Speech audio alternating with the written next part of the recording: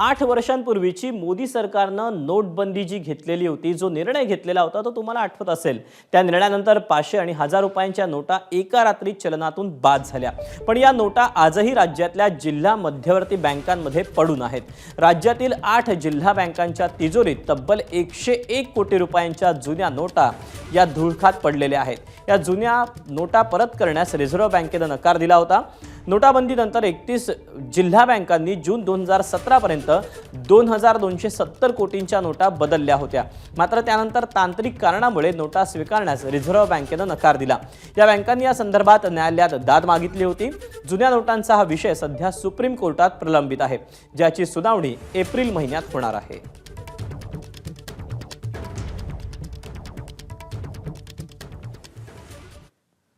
कोणत्या डीसीसी बँकांकडे किती जुन्या नोटा पडून आहेत आपण त्यावर एक नजर टाकूया।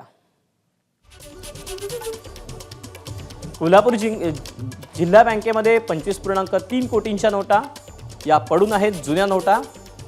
पुण्यामध्ये 22.2 कोटी,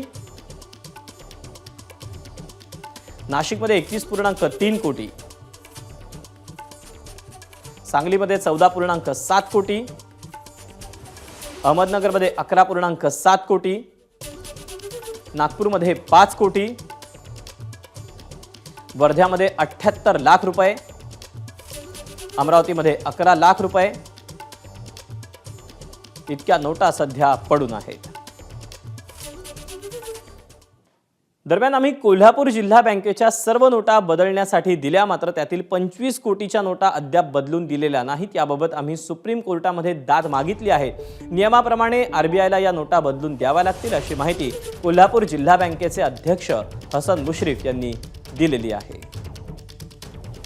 त्या कोल्हापूर जिल्हा मध्यवर्ती बँकेनं सगळ्या नोटा भरल्यानंतर सुद्धा 25 कोटी रुपयाच्या नोटा या शेवटच्या क्षणापर्यंत स्वीकारल्या गेल्या नाहीत।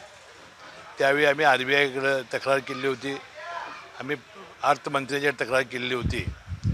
अशा एकूण राज्यातल्या बऱ्याच बँका आहेत, परंतु 25 कोटी रुपये या नोटा आमच्या जिल्हा मध्यवर्ती बँकेच्या आहेत। त्यामुळं आम्हाला नफ्यातून तरतूद करावी लागली आणि आता हा सुप्रीम कोर्टामध्ये आम्ही यासाठी दाद मागितलेली आहे। शिल्लक रक्कम होती 8 तारखेची की जी बँकिंग रेग्युलेशन ॲक्टप्रमाणे लिक्विडिटी मेंटेन करावी लागली। त्याच्यासाठी आमच्याकडं जो 29 कोटी शिल्लक होते आणि त्याच्यानंतरच्या काळामध्ये 10, 11, 12, 13 या 4 दिवसामध्ये 319 कोटी कलेक्ट झाले। त्याच 4 दिवसाच्या कालावधीमध्ये नॅशनलाइज बँकांच्या ज्या करन्सी चेस्ट होत्या त्यांनी 29 कोटी स्वीकारले आणि त्यातून आमच्याकडे जी शिल्लक राहिलेली होती त्यातले 349 कोटी जे एकत्रित होते त्यातले 320 कोटी 12 जुलै 2017ला जे आफ्टर सम पिरियड ह्या आरबीआयने स्वीकारल्या आणि 21 कोटी अद्यापही आमच्याकडे शिल्लक आहेत।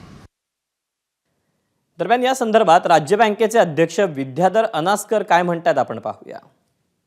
त्यामुळे अनेक बँकांनी आता असा निर्णय घेतलेला आहे की याच्यापेक्षा जास्त कॅश मेंटेन करायची, म्हणजे ही माझ्याकडे जरी कॅश असली तरी त्याची किंमत जवळजवळ 0 असल्यामुळं ती हिशोबात धरायची नाही। त्यामुळे सगळ्या बँकांचं एक मोठं नुकसान होतं की 8 वर्ष जे नुकसान झाले, हा जर पैसा त्यांनी गुंतवणूक केली असती गव्हर्नमेंट सिक्युरिटीजमध्ये कुठं, तर त्यांना त्याच्यावर कमीत कमी नाही म्हटलं तरी 5-5.5% रिटर्न्स परतावा मिळाला असता। तो 8 वर्ष त्यांचं नुकसान तर आहेच, प्लस उद्या जर काही निकाल या बँकेच्या बाजूने लागला नाही तर या बँकांना तेवढी रकमेचा लॉस होणार। एबीपी माझा, उघडा डोळे बघा नीट।